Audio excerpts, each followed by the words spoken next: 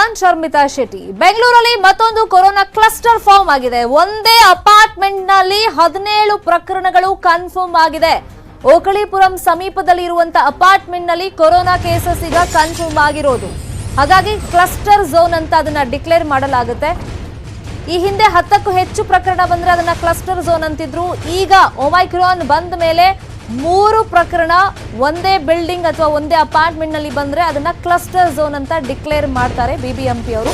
ಈಗ ಒಂದೇ ಅಪಾರ್ಟ್ಮೆಂಟ್ ನಲ್ಲಿ 17 ಪ್ರಕರಣ ಪತ್ತೆಯಾಗಿದೆ. ಓಕಳಿಪುರಂ ಸಮೀಪ ಇರುವಂತಹ ಅಪಾರ್ಟ್ಮೆಂಟ್ ಇದು.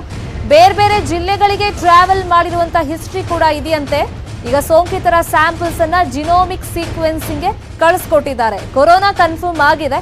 ಈಗ ಅದರಲ್ಲಿ ಒಮೈಕ್ರಾನ್ ಕೇಸಸ್ ಇದೆಯಾ ಇಲ್ವಾ ಅಂತ ತಿಳ್ಕೊಳ್ಳೋ ನಿಟ್ಟಿನಲ್ಲಿ ಜಿನೋಮಿಕ್ ಸೀಕ್ವೆನ್ಸ್ಗೆ ಸ್ಯಾಂಪಲ್ ಅನ್ನ ರವಾನೆ ಮಾಡಿದ್ದಾರೆ. ಈಗ ಅಪಾರ್ಟ್ಮೆಂಟ್ ಅನ್ನ ಸೀಲ್ ಡೌನ್ ಮಾಡಿದ್ದಾರೆ ಬಿಬಿಎಂಪಿ ಸಿಬ್ಬಂದಿ.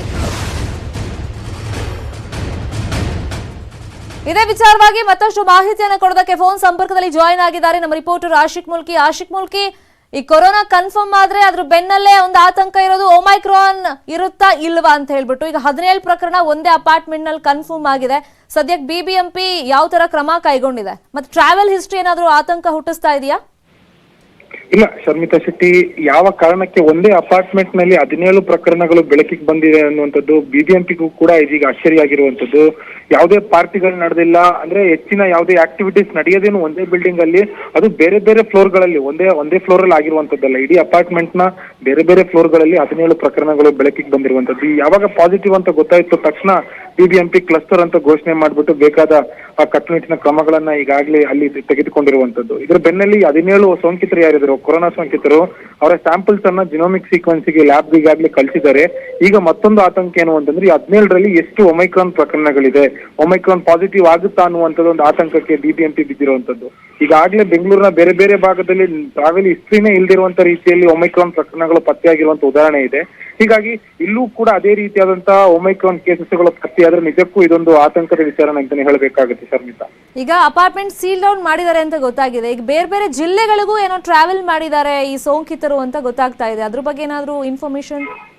ಅಂದ್ರೆ ಇದ್ರ ಬಗ್ಗೆ 17 ಪ್ರಕರಣಗಳು ಒಂದೇ ಕಡೆ ಬೆಳಕಿಗೆ ಬಂದಿರೋದ್ರಿಂದ ಮತ್ತೆ ಒಮೈಕ್ರಾನ್ ಕೂಡ ಇರೋದ್ರಿಂದ ಇದ್ರ ಬಗ್ಗೆ ಹೆಚ್ಚಿನ ಮಾಹಿತಿಯನ್ನ ಕೊಡೋದಕ್ಕೆ ಬಿಬಿಎಂಪಿ ಅಧಿಕಾರಿಗಳು ಕೂಡ ಹಿಂದೇಟ್ ಹಾಕ್ತಿದ್ದಾರೆ.